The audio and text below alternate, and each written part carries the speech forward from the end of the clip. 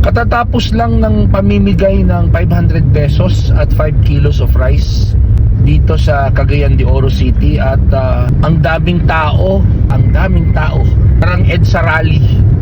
Pero baka naman pwedeng sa susunod, di ba identified naman yung mga tao na bibigyan? Baka pwedeng wag na lang maging ganito, baka pwedeng per barangay na lang ang pagbibigay ng ayuda. Ano kaya kung i-house to house? 'Di ba? Mas mas efficient 'yun eh.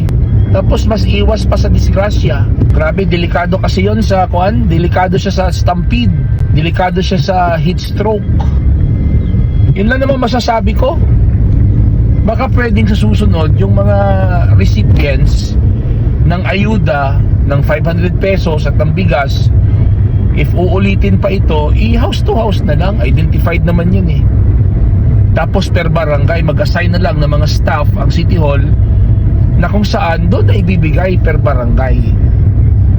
O i-house to house na para iwas stampede. Iwas sa ganitong senaryo.